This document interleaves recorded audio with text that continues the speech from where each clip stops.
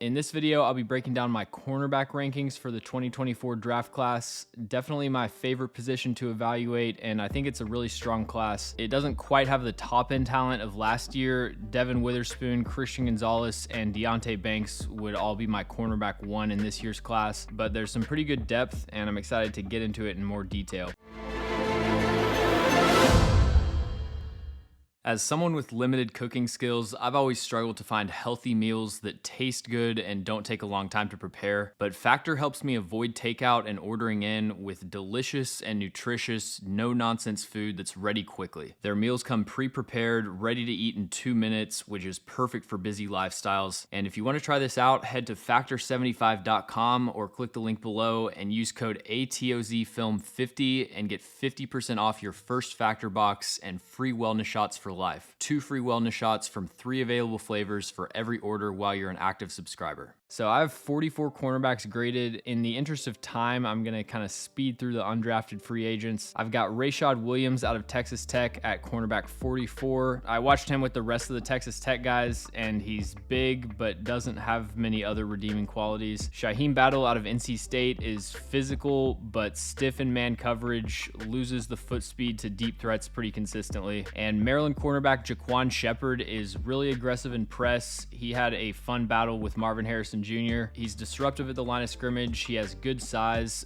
but if he has to mirror someone downfield in man coverage, the lateral movement skills are really awkward. He ends up losing his footing and falling down pretty frequently, and also seems to struggle to turn his hips and accelerate vertically. The rest of these priority free agents is basically the get ready to learn safety tier. We've got Ro Torrance out of Arizona State, Sheridan Jones out of Clemson, Josh DeBerry from Texas A&M, Ryan Cooper Jr. out of Oregon State, and Thomas Harper out of Notre Dame. Ro Torrance has a pretty crazy athletic profile. He's 6'3", 208 pounds, 34-inch arms, but his 40-yard dash, short shuttle, and 3-cone were all first percentile or lower. He's a press corner that's either going to just dominate you at the line of scrimmage or get beat down the field. There's really no in between. I'll also mention Ryan Cooper. He got invited to the combine, and I thought he had decent moments on tape. He had a really nice break on a comeback against UCLA that he took for a pick 6, but he's one of the worst tacklers in this class. He's undersized. He was on the wrong end of a few Rome Odunze contested catches, and at the combine and pro day he put up some disqualifying numbers. I have him with the second lowest athletic score of any player in this class, the lowest cornerback. Outside of height, he didn't have a single measurement or drill that was above 16th percentile. My 36th ranked cornerback is Christian Roland Wallace out of USC. He's really competitive. He's got long arms, good technique at the line of scrimmage, but he really lacks recovery speed, and his technique is just all over the place. If you remember Troy Franklin's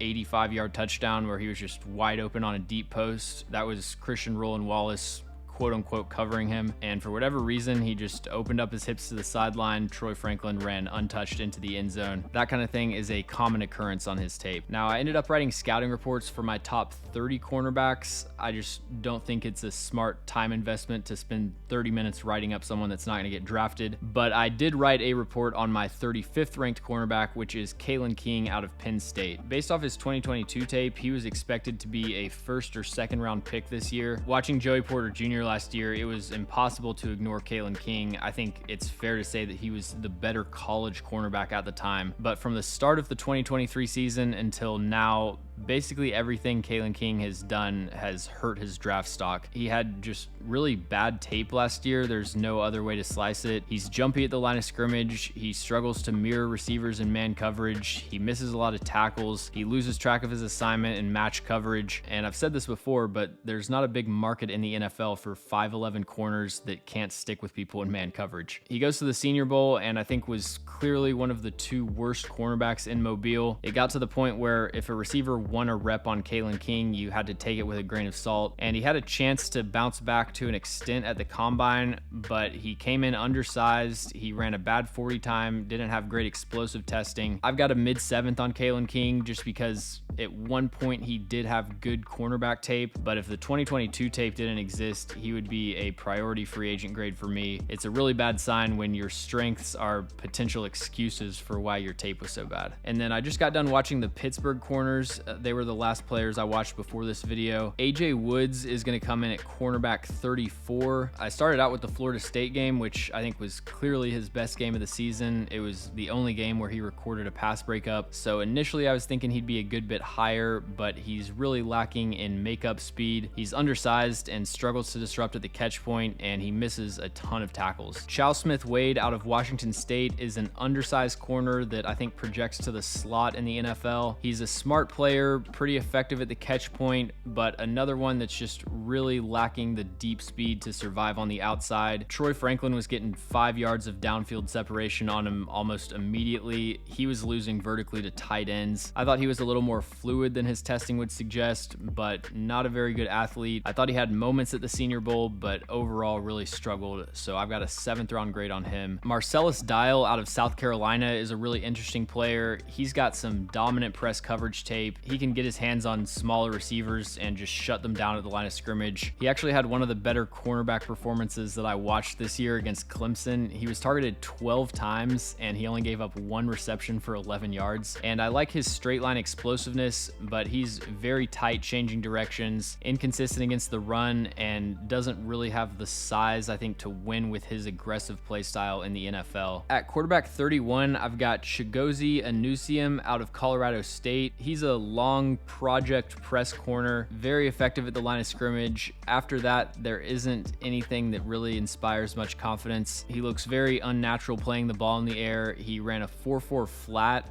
I didn't think that speed really showed up on tape. And again, he's not really someone that's going to mirror guys across the field. So he's got to be in a press cover 3 type of scheme. But he's got some traits as a developmental prospect that I think you could take a flyer on day 3. All right, at cornerback 30, I've got Johnny Dixon out of Penn State. And looking at his scouting report right now, I really went in on him. I think there's one thing that Johnny Dixon does at an extremely high level, and that's defending outside release fade routes. He does a great job of shuffling his feet to stay on top of the release. He establishes space on top of the fade, holds his ground, very competitive playing the ball. If he is getting stacked a little bit, he's also very comfortable turning around and locating the football at full speed. But the athletic traits are just not where they need to be. He's too small to play on the outside. I think he has average recovery speed. He's not really a twitchy cornerback in man coverage, and he has to offset that with some pretty excessive downfield grabbing. And you really see the lack of length show up as an issue at the catch point. He's just unable to overlap and reach into passing windows, so he has a very slim margin for error in man coverage against cross-face routes. His 3 or 4 best plays on tape are as impressive as anyone's, but it's just way too inconsistent overall. At cornerback 29, I have Quantez Stiggers, who was the CFL Rookie of the Year this past season, and he's the one player in this entire class that I'm breaking my rule on and grading before I've watched 3 full games of tape. I don't have CFL all 22, so I can't really evaluate his game tape, but I did watch every rep that he took at the Senior Bowl, and to me, he looks like an NFL player. I fully expect him to get drafted. He's well built with decent athletic traits, very technically proficient, and composed in man coverage, so it's really only based on a few practices, but I've got him at cornerback 29. Next up is Diontre Prince out of Ole Miss. Ran a 4.38 at the combine, which I was pleasantly surprised by. Going back to his tape post-combine, you can tell that he has good top speed. He just really struggles to access it if he has to turn his hips and run down the sideline. That's going to be a common theme with some of these corners where they might have good speed just running in a straight line, but the gear up when they have to flip their hips and accelerate ends up putting them behind a few steps. It's why I wish cornerbacks ran their 40-yard dash starting turned around. Ole Miss was a very zone-heavy scheme. Diontre Prince's tape is a lot of just bail technique back to the sideline, but I think he's really good in press. I expected him to have longer arms, which I think speaks to his hand usage at the line of scrimmage. A lot of times if players are really quick and coordinated with their hands in press coverage, it can kind of trick you into thinking that they have longer arms. He's got quick acceleration, active hands at the catch point. I don't like how often he tackles at the ankles, but he has a very high success rate as a tackler, and he has for his entire career, so I guess it works for him. But again, it's the vertical transitions turning to accelerate where he doesn't really maximize his time speed. He got beat by Ladd McConkey unlucky on a stop and go. I think overall he does a poor job of protecting his blind spot and phasing vertical routes. But in a zone heavy scheme, I think Diontre Prince is intriguing. Another Penn State slot corner at 27, I've got Dayquan Hardy. He's very undersized, but put up some great numbers at the combine. 42.5-inch vertical, 4.38 in the 40. He's kind of the polar opposite of Diontre Prince in the sense that he can turn and access that top speed almost immediately to keep up with slot fades. And the one thing that they clearly teach their corners at Penn State is turning and locating the ball down the sideline. I think Dayquan Hardy's the best at that of all the Penn State corners. I don't use the word rare lightly. I don't think he's great in man coverage outside of just routes on the vertical plane. The change of direction skills are just average, and he gets manipulated and set up pretty easily by the stem. And then his lack of size makes it difficult for him to absorb physicality at the top of the route, and his lack of length resulted in some close misses on diving pass breakup attempts where he's trying to undercut the pass, he just misses the ball, and then the receiver runs for 20 more yards after the catch. So Dayquan Hardy, with some improved technique, has potential to be a feisty slot corner. At cornerback 26, we've got another slot, Jarrian Jones out of Florida State. Once again, he's got good top speed and he's able to turn and accelerate to that quickly. I don't think the 4.38 necessarily showed up on tape, but he's got plenty of speed to thrive in the slot. What's most impressive about Jarrian Jones is the closing burst. Some of the breaks that he was able to make driving on underneath routes were just jaw-dropping. He can close space quickly, undercut passing windows. In man coverage, the word that always comes to mind with Jarrian Jones is loose. He just really struggles to connect to the route break. He's got slow feet when he's squaring up the release. He'll get frozen in place by release fakes. If the corner fakes outside and then cuts inside, he's just stuck in quicksand. And then he isn't a very good tackler, which is just a hard pill to swallow for a slot corner. I think Jarrian Jones has probably the most upside of any corner that we've talked about so far, but the technique is all over the place at this point. My 25th ranked corner is Cam Hart out of Notre Dame, a player that a lot of people seem to like around the 3rd round. I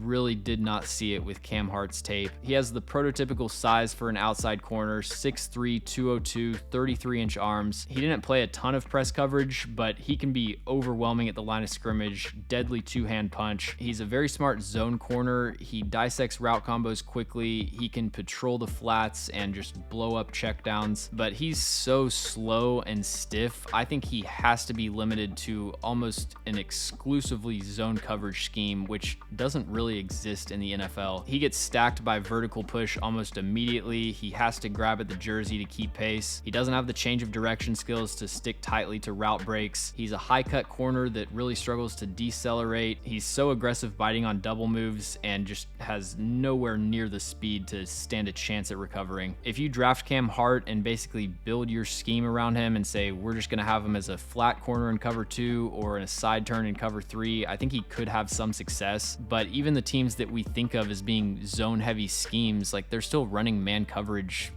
20% of the time. And I just don't trust Cam Hart to run with NFL receivers down the field, mirror them across the field. I think there are some real athletic limitations, and if I was a GM that was forced to draft Cam Hart, I would be moving him to safety. My 24th ranked corner is Dwight McGlothern out of Arkansas. He's up there with Austin Booker, the edge rusher from Kansas, as players whose combine testing just did not match up with the tape at all. On tape, this dude is explosive as hell, just springs out of a back pedal to break on the ball. He's got incredible ball production over his college career, 24 pass breakups, 8 interceptions, 4 career forced fumbles. In an off coverage heavy scheme, his route anticipation and ball skills are top tier. He's a consistent wrap up tackler. He's got adequate recovery speed. He does a great job defending screens, weaving and slipping through blocks to find his way to the ball, but he kind of has an unfortunate athletic build. He's tall and skinny and he has short arms, and he's one of the worst press corners in this class. I think part of it's the length limitation, but he just does not look comfortable from a technical standpoint. He barely even moves his feet to try to stay in front of the receiver. He doesn't do anything with his hands to try to disrupt the release. So I'm not playing Dwight McGlothern on the line of scrimmage, but in off coverage with eyes on the quarterback, I think he's someone that could come in as a day 3 pick and get a lot of ball production. My 23rd ranked cornerback is Kamal Haden out of Tennessee. When I finalized my board board, I'm probably going to move him to safety, but for this video, I'm kind of just sticking to what position they're listed at. And Kamal Haden's tape this year is just undeniably good. He only played 7 games. He had a season-ending shoulder injury against Alabama in week 8, but on 184 coverage snaps, he had 3 interceptions, 6 pass breakups, and he only allowed 12 receptions for 96 yards. In coverage, there are very few bad plays on his tape. His ball skills are outstanding. He kind of showed an example of every type of pass breakup or interception that you want to see. He can turn and locate the ball down the sideline. If he's stuck in a position where he has to face guard, he can read the receiver's body language and swat at the ball. He had the game-sealing interception against Texas A&M where he's breaking over the middle, tips it up to himself, comes down with the interception. He can trigger downhill and blow up screen passes. If you're a team that prioritizes defensive backs that can generate turnovers, I think you're going to like Kamal Haden. But the reason I have him moving to safety is just a lack of speed. The testing numbers I have on the graphic right now are unconfirmed numbers from Tennessee's Pro Day. Usually we get unconfirmed numbers a day or two after the Pro Day that are like from the school or agents that are trying to pump up their players. And then a few days later, we get numbers that are from NFL sources that don't really have a vested interest in that prospect's success. And it's usually about 10% worse. So he supposedly ran a 4.53, which probably would be fast enough to stick at corner, but I think on tape the lack of speed shows up as a real limitation. Tennessee's another zone heavy scheme, so there weren't a lot of reps where his deep speed was truly tested. He would get stacked when he was in a side turn in cover 3, but you don't know if that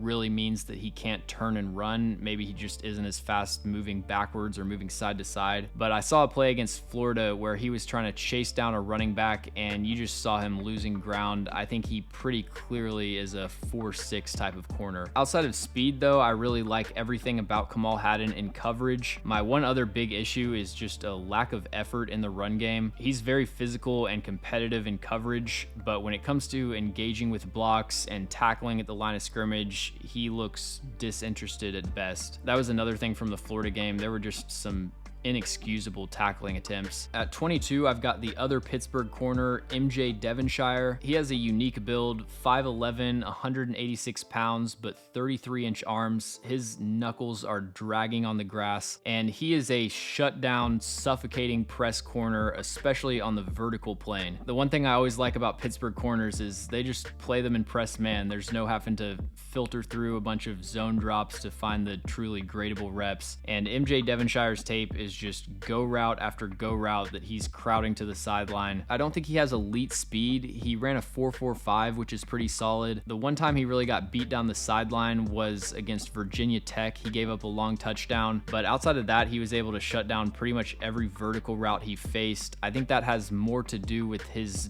disruptiveness at the line of scrimmage than just pure speed. He uses his hands effectively to prevent receivers from really gaining any acceleration. For the most part, he's really impactful at the catch point. He does a good job using his length to rake at the ball. He does struggle turning and finding the ball with his back to the quarterback. He got beat on a couple goal line fades, but when it comes to mirroring routes across the field, he is very tight changing directions. The 4.35 shuttle and 7.123 cone definitely show up on tape. He kind of rolls through the stop sign on comeback routes. If he's covering a quick slant from press coverage, receivers can really attack his space, get him leaning back on his heels, and then he just doesn't have the change of direction twitch to mirror those cross-face routes. He's very grabby down the field, which is a common theme with college corners. The illegal contact penalties are nowhere near as strict, and for someone with his length, I would have liked him to be more competitive shedding blocks. And then he also gives you value as a punt and kick returner. I believe he had a punt return touchdown last year. So Devonshire is a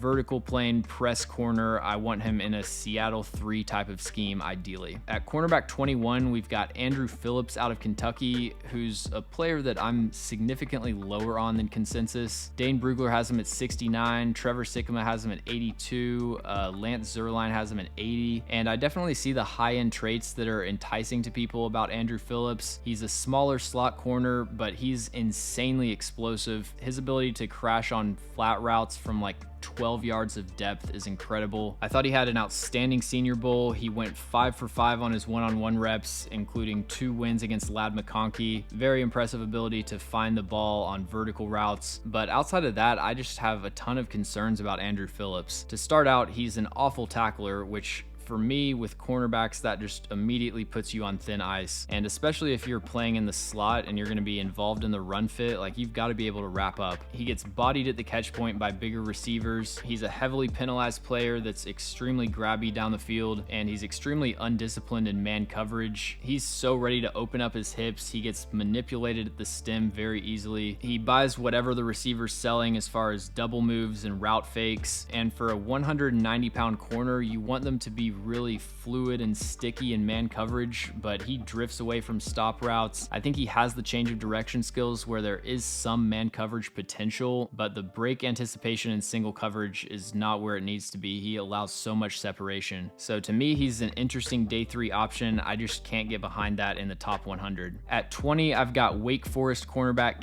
Carson. He has a solid build, almost 200 pounds, really good play strength. He gets downfield so fast, blasts into contact. He had a couple plays against Clemson and Notre Dame where he just blew up a screen blocker, uprooted them, sent them flying 3 yards backwards just because he was able to build up so much speed. He's really good in press coverage. He's kind of undisciplined in man-to-man, but he has the short area movement skills, I think, to develop in that area. I'd like him to be more consistent staying square to the route and off coverage, but he's got the hip fluidity where he can recover from coverage mistakes, but he really struggles to turn and accelerate from off coverage. If you run like a stutter go route on him, there's so much delay flipping his hips and carrying that vertically. I don't know if he did any testing at Wake Forest Pro Day. We haven't gotten those numbers yet, but he's another player that I would expect to run a decent 40 time, but that's not really translatable to what he's having to do on the football field. He's way too physical and grabby down the field, and he's not very comfortable playing the ball. There's some dropped interceptions and just inconsistencies finding the ball at the catch point. My 19th ranked cornerback is Josh Newton out of TCU. Unless I'm missing someone, I think he's the most experienced cornerback in this class and one of the most experienced players in this class. He's got 59 career starts, 3,700 snaps played for his career, and a large portion of those were in press coverage. So he's a battle-tested, ready-made day 1 corner. I think Josh Newton's someone that can come in and just be your cornerback 3 day 1. I don't think he has the upside to develop into much more than that. He has very average athletic traits and size, but he's disruptive at the line of scrimmage and at the catch point. He's a physical run defender. He kind of just gets exposed by true vertical threats. Watch the Texas game from this past year for an example. I think he could also improve his balance and weight displacement at the line of scrimmage. A lot of his losses, it felt like, similar to MJD Devonshire, were a result of him leaning back on his heels based on the release fake. So relatively low upside, but I think the fact that he can be a day 1 contributor adds some value for Josh Newton. My 18th ranked corner is Kamari Richardson out of Mississippi State. He was one of the stars of the combine. He measures in at 6'2", 188 pounds with over 32-inch arms, and he ran a 4.34 in the 40-yard dash. He has truly elite physical traits. His length allows him to smother releases at the line of scrimmage, and he's just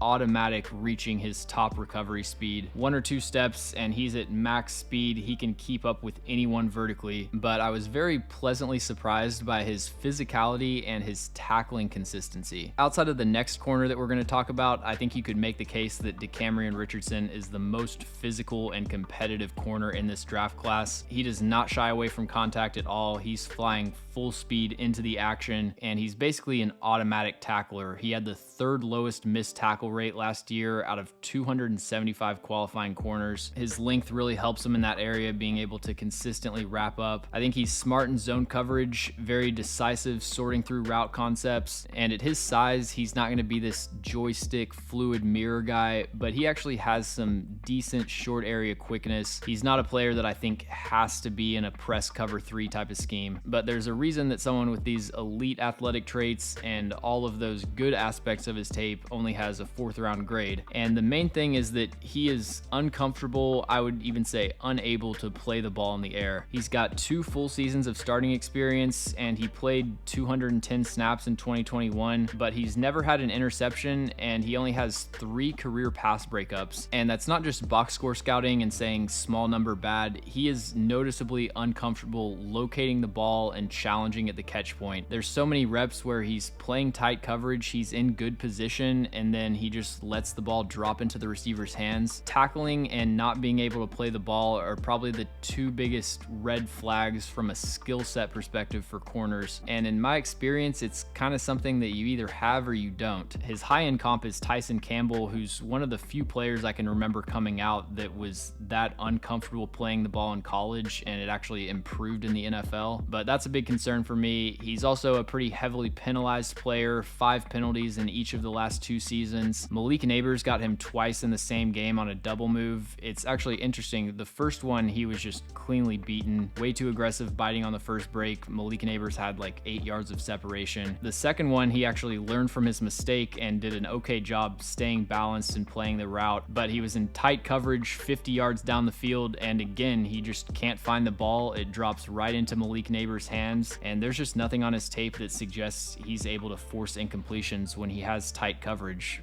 much less get interceptions. At 17, we've got my favorite player to watch in this class, Jarvis Brown Jr. out of Louisville. I know some people have asked in the comments, but last year we got a channel strike for showing college film. We had to take down all of the draft videos from last year, so I can't show tape on these videos, but I would highly recommend going to my Twitter account and searching Jarvis Brownlee. I've got like a 2-minute cut up of some of his most unhinged plays from last year's tape. He's just a bully in every phase. His 2-hand punch at the line of scrimmage, you could pull out the thesaurus. I think there's a lot of words that would fit. He just stabs his hands inside, ends the route immediately, doesn't release contact. He ragdolls blocks from receivers and tight ends. There's multiple plays in the run game where he literally tosses a receiver 4 or 5 yards upfield. He had a rep against Johnny Wilson where he just torqued him into the ground. He's the most competitive corner and probably player in this entire draft class. But outside of the first 5 yards, his coverage skills are very questionable. He has average recovery speed, and he's kind of undisciplined against double moves. He doesn't have great mirror skills in man coverage. Unless he's just decisively winning at the line of scrimmage, he's pretty inconsistent staying in phase. But I do think he can be a really impactful slot corner in a press man heavy scheme. My cornerback 16 is Kyrie Jackson out of Oregon, 6'4", 194, almost 33-inch arms. He's another one of these prototypical built in a lab press corners. His length gives him an overwhelming advantage at the line of scrimmage. It also makes him a force at the catch point. He can shield receivers from the ball. I think his recovery speed is average.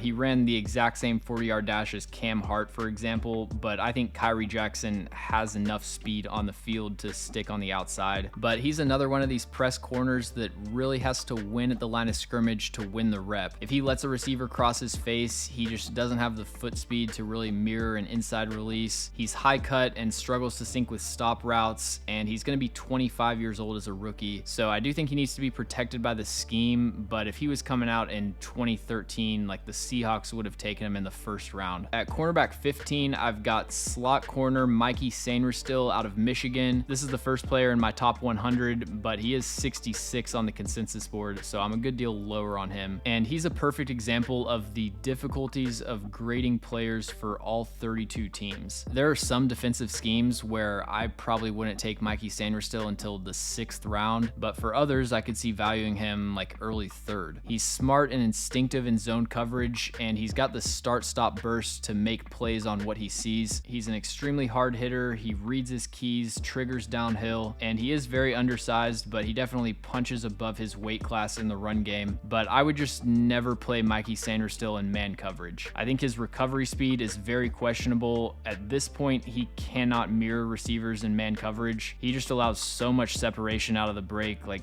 I would be scared to play him if I was a cover 1 heavy team. And he's completely ineffective in press. He doesn't do anything to reroute the receiver, and he's very jumpy with his footwork. All press coverage really does for him is just get him out of position. So from a value perspective, as far as how I assign these grades, the fact that there are multiple 10+ teams that I don't think would be considering him on day 2, that is going to lower his overall grade. But if he goes to a zone heavy scheme in the early 3rd round, I expect him to be a good, productive player. My 14th ranked cornerback is Nehemiah Parris out of Auburn. He's an explosive linear press corner. He's about 6 foot flat, 190, good length, ran a 4.36 in the 40-yard dash. When he's aggressive in press coverage, it's very hard to get off the line of scrimmage, but if he's playing soft shoe press where he isn't jamming at the line of scrimmage, he doesn't really have the foot speed to mirror the release and stick with the stem, so he can't really afford to switch up his technique in press. He's got to be just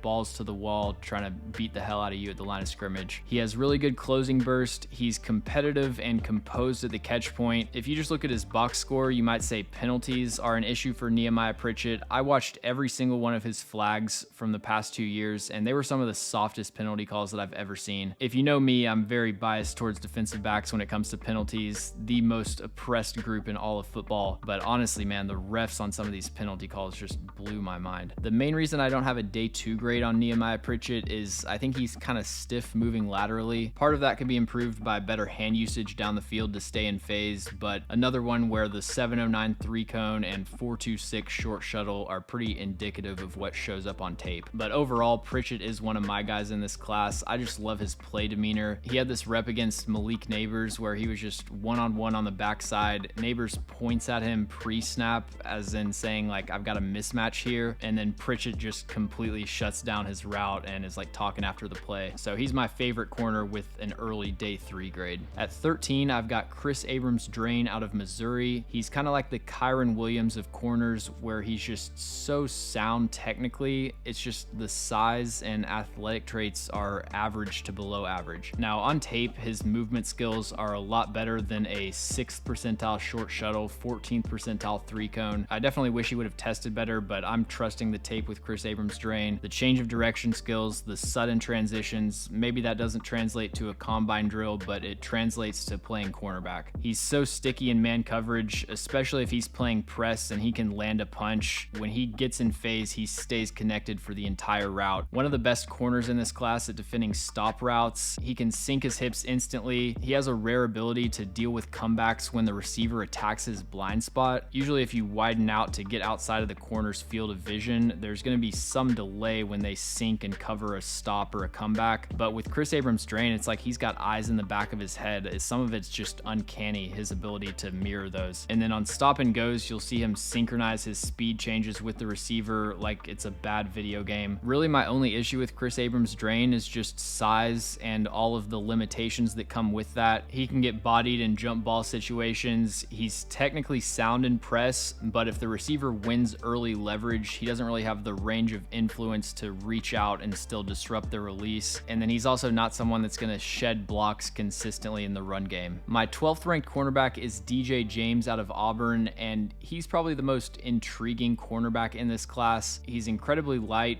5'11 and a half, but 175 pounds, but he has the movement skills that you would expect for a corner of his size. He has elite instant acceleration to his recovery speed. I watched, I think, 9 games of Auburn defense, and I didn't see him get stacked down the field one time. So he's automatic covering vertical routes. He's got start-stop explosiveness from a standstill, backpedal, bail technique. He's fluid moving side to side. He hugs route breaks, doesn't allow any separation. He's kind of a patient mirror press corner, basically the polar opposite of his teammate Nehemiah Parris. He has some examples on tape of really accurate and disruptive jams, but for the most part, he's just trying to keep the receiver in front of him. But he's the rare college corner that needs to be more aggressive down the field. When I'm writing up all these scouting reports, it can get repetitive how often I'm saying a corner's too grabby down the field. But with DJ James, he'll just perfectly mirror a route and then make no effort to get in phase or establish any sort of contact. It's almost like he's challenging himself to make man coverage more difficult than it already is. If he would just throw up a hand down the field, he doesn't even need to grab, just something so you can feel out the break. I think he'd be a lot more effective. And then the other thing I worry about with DJ James, for all of the ankle tacklers in this class, he's definitely the worst offender. It's not just a tendency to dive at the ankles, he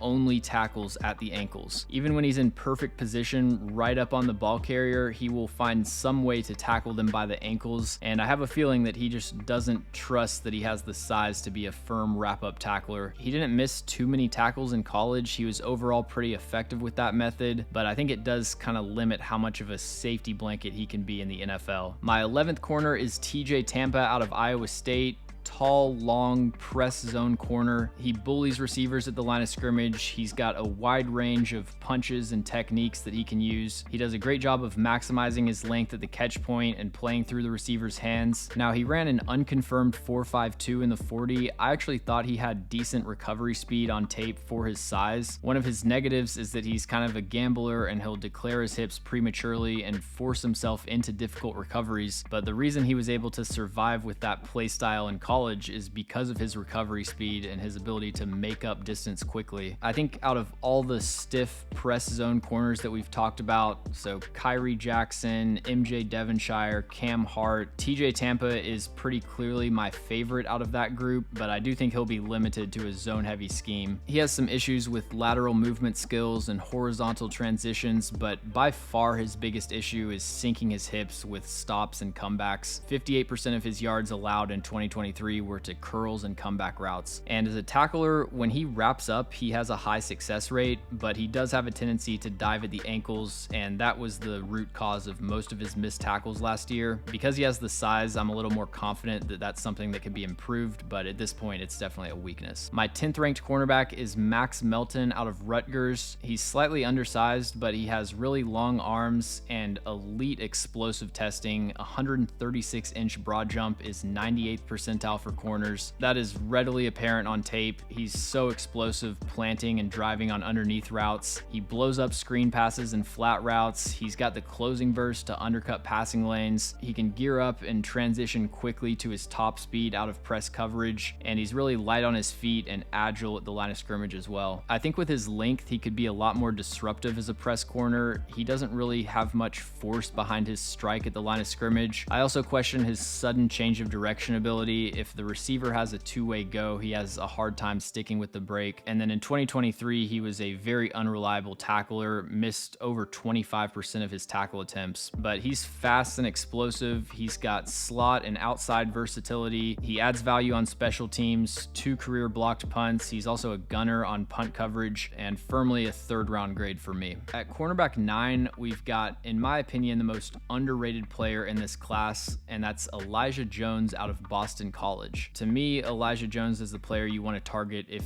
you wanted Nate Wiggins, but you miss out on him. He's tall and slender with pretty long arms. He isn't as light as Nate Wiggins, but 185 pounds is 17th percentile for corners. He has good speed, but even better acceleration. He doesn't have that elite makeup speed, but he reaches his top speed almost instantly. His ability to flip his hips and transition and access that recovery speed is as good as anyone in this class. You see the explosiveness driving on underneath routes. He's also got the short area burst to stick with in-breaking routes. So if he's covering a dig route from outside leverage, right off of the break point, there's going to be some separation, but he can close that space in the blink of an eye. And the ball skills with Elijah Jones, it's just insane. Like, he plays the ball like a receiver. He turns and locates the ball down the sideline while maintaining top speed. He had an interception against Syracuse on like a bang 8 where he just ripped the ball out of the receiver's hands. He can use quick strikes to rake the ball out. He also does a good job, if the receiver catches the ball, of falling on him with all of his weight. He had multiple pass breakups using that method where the receiver just wasn't able to hold on to it through contact. He's a 6th-year senior. He's undersized in terms of weight, and he is kind of passive, engaging with blocks in the run game. But outside of that, Elijah Jones' tape was lights out this year, and I think he has the traits to succeed in man coverage in the NFL. My 8th-ranked cornerback is Ennis Rraw Jr. out of Missouri. He's a player that would have a 1st-round grade if he was just faster. There's just so much about his game that I like. He's an excellent press corner within the first 5 yards of the route, very disruptive at the line of scrimmage, but also balanced and composed, mirroring the release. He's a tenacious run defender. He seeks out contact. He's got some decent hip fluidity. He can swivel, speed turn, stick with breaks. He has good route anticipation, long arms, physical fighting through blocks. But the biggest thing with Ennis Rraw is I just don't think he can really cover NFL deep threats down the field, so he's at least going to have to be limited to the slot. A lot of people have issues with the fact that he only has 1 career interception. I think interceptions are one of the most overrated stats for evaluating a prospect. The majority of interceptions, especially for corners, are not really high quality reps that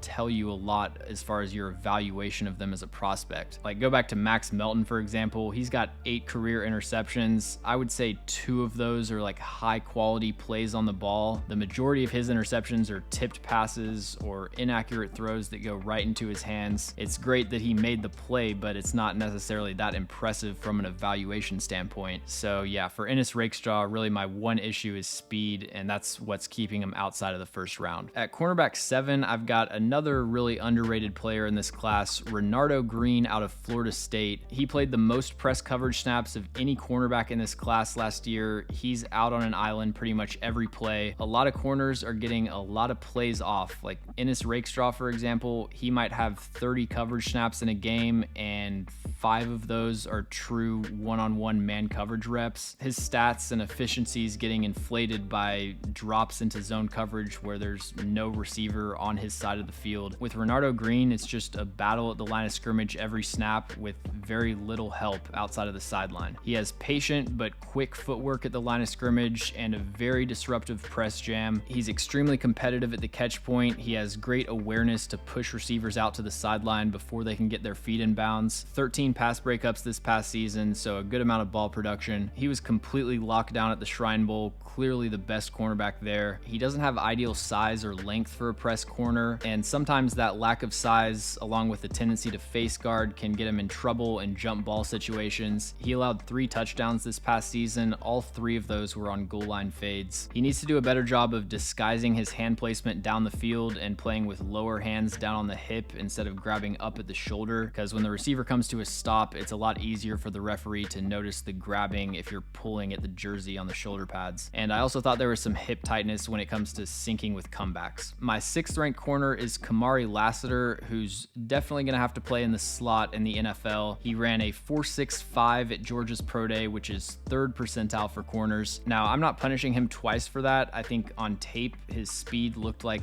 really the main concern. Anytime you see him recovering vertically, he has to tug at the jersey. But with his skill set and aggressive demeanor, I still think he's worth taking in the 2nd round as a slot corner. He does a great job playing through the hands at the catch point. He's a brick wall at the line of scrimmage. He's only 186 pounds, but based on his play strength and toughness, you would never notice that on tape. I do think he's kind of undisciplined when it comes to match and zone coverage responsibilities. Switch releases and rub routes can give him trouble, and he also had an issue playing too soft outside against seam routes from cover 3, but I think he's just a physical man coverage slot corner. The speed is concerning, but the tape is good enough that I'm willing to overlook that and still take him in the 2nd round. My 5th ranked cornerback is Cooper DeJean out of Iowa, and I moved him to cornerback for the purposes of this video, but after I'm done recording and making all the graphics, I'm moving him back to safety. There are certain schemes where I think he could hold up as an outside corner, but I would guess the majority of teams have him as a safety on their board. Anytime you talk about Cooper DeJean as a safety, there's a bunch of people that always say it's lazy analysis or something, but it's not like racial profiling. It's based on limitations that I think are pretty evident on his tape. We don't have testing for him right now. I think he's doing his own private pro day sometime in April. I would expect him to have a pretty good athletic score depending on how his recovery from his injury is going. I just think there are certain athletic limitations when it comes to actually playing the cornerback position that will be an issue for Cooper DeJean. One thing that I've discussed so much already in this episode, I'm becoming a broken record, but there's a difference between straight line downhill speed and turning and accelerating to your top speed. When you watch Cooper DeJean return punts or break on a screen route from 10 yards of depth, you see that he does have high-end straight line speed, but when it comes to getting his hips turned around and keeping up with a go route, he is getting stacked pretty consistently, and on top of that, he does not look comfortable turning his head around and finding the ball. He has some really impressive hip fluidity as far as speed turns and being able to rotate his hips 180 degrees, but he's very tight and stiff trying to sink his hips and mirror stop routes. Part of that I think has to do with route anticipation, but there is definitely some hip tightness there. And then in press coverage, I think he has some potential to be disruptive at the line of scrimmage. His tape's really interesting because like the first 6 or so games, he's playing almost exclusively zone off the line of scrimmage, and then the Wisconsin game, it was a complete shift, and now he's playing almost exclusively press man. I'm not sure exactly what the reasoning for that is, but if you're watching tape on Cooper DeJean and you want to get a look at him in press coverage, watch the second half of the season. And there's some decent press coverage reps, but overall, he doesn't look that comfortable or experienced using his hands at the line of scrimmage. I also think it was a very low level of competition as far as the receivers that he was facing. The Big Ten West, there was really no one that should have been able to challenge him, but he was still getting beat occasionally. I really like his zone coverage instincts. I like his play strength in coverage and in run defense. He can shed blocks. He's a physical tackler. You know, part of the move to safety is that I think there's limitations with him as a corner, but it's also that I think he projects as a high caliber safety prospect. My cornerback 4 is KoolAid McKinstry. Started off this year as consensus cornerback 1, but some other guys rising and his stock kind of falling has him in the late first to early second on most people's boards. I think he's just a really solid, technically sound cornerback prospect with limited athletic upside. He ran somewhere in the low 4.5s in his pro day. I think most NFL scouts had him between like 4.51 and 4.54. Surprisingly, a 1.44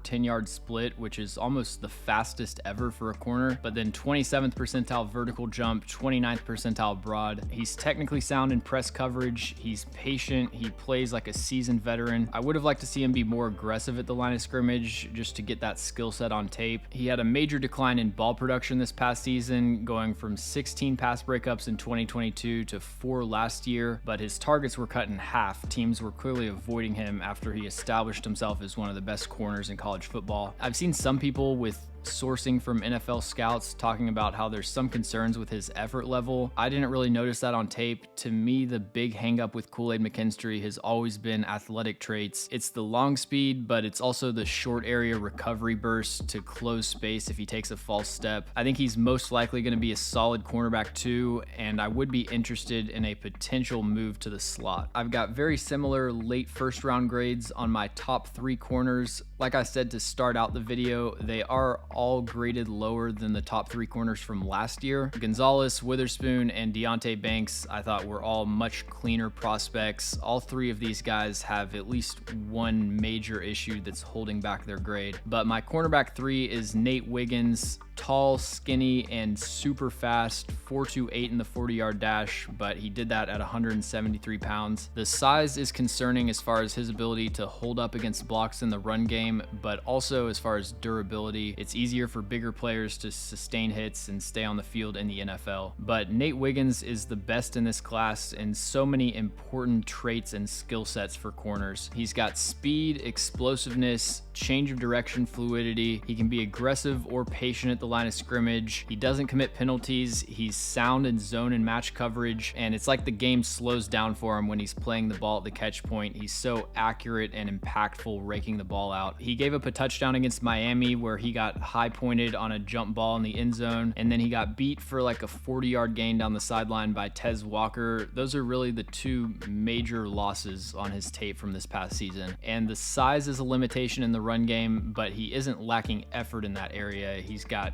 chase down forced fumbles. He at least tries to work around blocks, which is more than you can say for some corners in this class. So if he was 190 pounds, Nate Wiggins would be a top 10 player for me. The weight is a major concern though. I've got Terron Arnold at cornerback 2, my 20th ranked player overall. I project him to move to the slot in the NFL. I actually think his athletic testing is very indicative of his strengths and weaknesses on tape. 23rd percentile 40-yard dash. He does not have great recovery speed. That's why I think he should move inside. He's got the 6.69 3-cone, which is 91st percentile. That really translates to his change of direction ability and hip fluidity and man coverage. And then 60th percentile vertical jump. He just has average explosiveness from off coverage. I think those all line up very closely with the tape. But Arnold's tape was outstanding this past season. He's so effective in press coverage. He has the ability to mirror any kind of intermediate route within 20 yards. Very good tackler, does a good job of shedding blocks, and made a lot of plays in the backfield. And then at the catch point, he's a ball hawk. He had 12 pass breakups, 5 interceptions. Now again, going back to the interception conversation, a lot of his picks from this past year were not high quality, quote unquote. There was an end of the half Hail Mary, a couple tipped passes. He had a really nice undercut on a deep out against Kentucky, but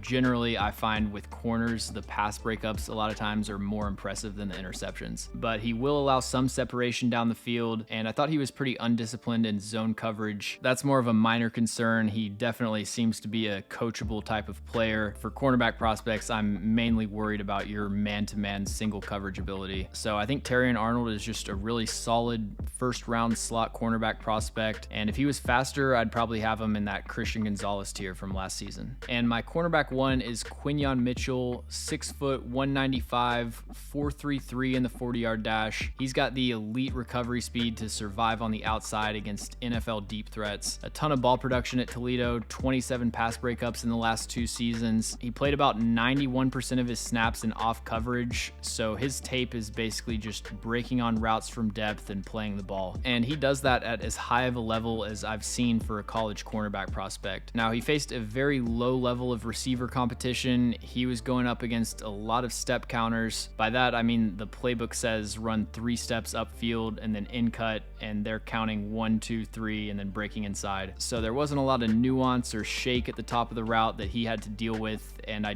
definitely think it will be an adjustment in the NFL, but the raw traits and instincts are definitely there. Now, pre-Senior Bowl, my biggest issue with Quan Mitchell is that they hardly ever played him in press coverage. Part of the problem is that there's not much press coverage tape to evaluate that skill set, but then it's also the question of why are they not playing him in press? The other corner played in press the majority of his snaps, and if you've got supposedly an elite first-round corner against MAC level competition, you'd think you'd put them in press man on the line of scrimmage. But at the Senior Bowl, he showed that he is comfortable playing press. He was the best cornerback in Mobile, but I think even in those Senior Bowl practices, you saw some of the issues that also show up on his tape. He is very undisciplined with his hips. It's pretty easy for receivers to get him to open up to the sideline to set up an in-breaking route. He also doesn't have great balance. He falls down probably as much as any cornerback in this class, like past the undrafted free agent guys. One of the most impressive plays on his tape was against Bowling Green, where he's covering like a deep corner route. When he's breaking on the ball, he slips out of his break, and then he basically crawls on all 4s to the catch point and gets like a reaching pass breakup. It's just an incredible display of athleticism and effort, but that inability to stay on his feet is something that shows up throughout his tape. So Mitchell is my cornerback one. He's got the high-end athletic traits, he's got the production, the tape, but with the balance and technique issues combined with the level of competition that he faced, I view him as more of a mid to late first rounder. I think taking him in the top 10 or top 12 is a little bit too rich, but if he hits, the upside with Quan Mitchell is off the charts. These are the corners I haven't watched up to this point. Myles Harden, I'm actually 2 games into. I'm thinking maybe a late 5th on him, and then Beanie Bishop out of West Virginia is another one I was going to get to at some point. Thanks for watching. If you enjoy the video, make sure to like and subscribe. Also, let me know in the comments any NFL draft prospects that you'd like me to cover. And if you want to see my full draft board as an interactive filterable table, I've got that up at A2ZSports.com. The link to that is in the description.